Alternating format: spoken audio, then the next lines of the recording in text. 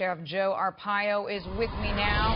So, Sheriff, before I ask you to what extent you felt the support and the buzz in that room, there is some breaking news. I want to ask you about it. Another police officer was just shot, this time in Kansas City. So, injuries sustained while on duty. Officers called to the scene this afternoon. A 911 caller reported that at least 3 people were shooting at the police officer from a vehicle. So the suspects fled, and when the officers arrived, one of the 3, was arrested at the scene. This is just part of this tremendous rise in violence against the police. How are you protecting your colleagues, Sheriff?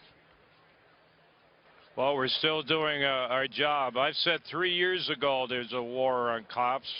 Let me just say I've had one of my deputies shot by a white guy, 50 years old, a couple of months ago.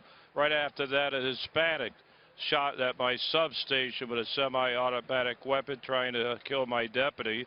So that hits at home. You do know I've been in law enforcement 55 years. I walked the toughest beat in America on 14th Street. It was a black beat, had a lot of arrests, a lot of assaults, but the racial connotation was never mentioned. The shootings did not occur.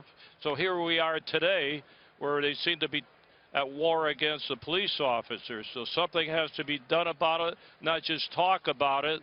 And the president has to set the tempo and do something about the war on cops. So that's when Trump becomes the president, you're going to see a big change, because I've been with him many times, and I know he loves the police officers and the veterans. So we have to get with it, stop the carnage, and stop talking. All these demonstrations going on. We do have freedom of speech, but I think it's gone too far. So all those people that demonstrate, when they violate the law, throw them in jail and don't be politically correct about it. So that's my opinion right now. Well, that's what I wanted. That's why I asked you for it. And I'm sorry to say that it has just been sent to me that the policeman is dead, has passed away.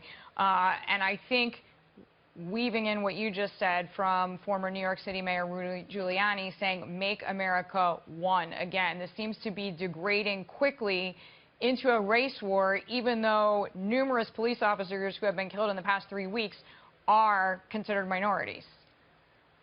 Well, you know, this is the greatest country in the world, and maybe we ought to be taking drastic action within the law, but there's many things that can be done to send a message. And it emanates from the president setting the tempo with its federal bureaucracy and the people. So I blame the president in a way for setting the wrong tempo. And I can go back to Cambridge when he stuck his nose in white cop arresting a black professor. Right. Stuck He his said the nose cops were in that business. Yeah. He said the cops were essentially silly or stupid. I don't remember the exact word, but it was disparaging. Well, you know, something has to be done. We are a great country, and the greatest country in the world.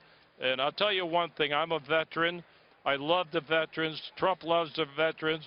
The people love the veterans. I want the people to come out now and support the police like they support our military and veterans, and send a message out to the bad guys that we're not going to tolerate what's going on the streets of America right now.